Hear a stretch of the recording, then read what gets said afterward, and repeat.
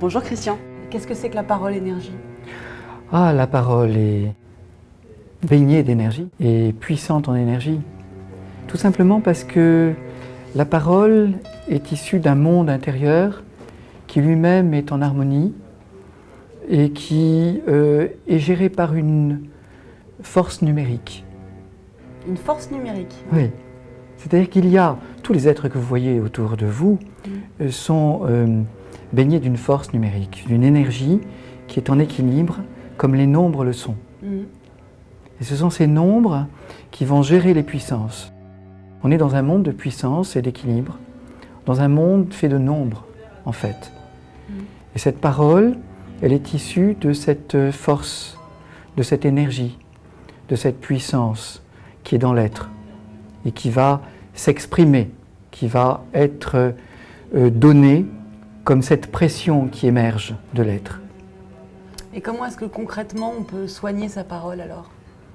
La rendre meilleure, vous voulez dire? Oui. C'est-à-dire qu'elle puisse faire du bien à soi et puis aux autres. Ouais. Comment on fait alors? Bah déjà, en s'entraînant. Ouais. Je crois que l'entraînement, c'est vraiment la première des choses. L'entraînement vous permet de transformer votre subconscient, vous savez. Ouais.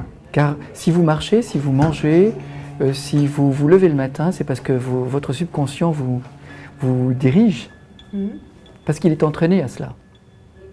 Et si vous lui avez donné de bonnes habitudes, eh bien, il va vous emmener vers le chemin de vos habitudes. Et c'est pas mauvais les habitudes? Bah, les habitudes, quand elles sont bonnes en tout cas, on peut continuer à les développer et à les faire grandir. Alors, comment se rendre compte que les habitudes sont bonnes? Eh bien déjà, si elles vous font du bien. Si vous prenez du plaisir à vivre, à être simplement ce que vous êtes, c'est que tout va bien. Et alors, ce bien-être, vous allez pouvoir le partager avec les autres.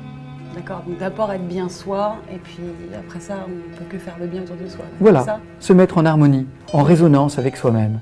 D'accord. En résonance parce que de toute façon, votre vibration résonne, elle est sonore.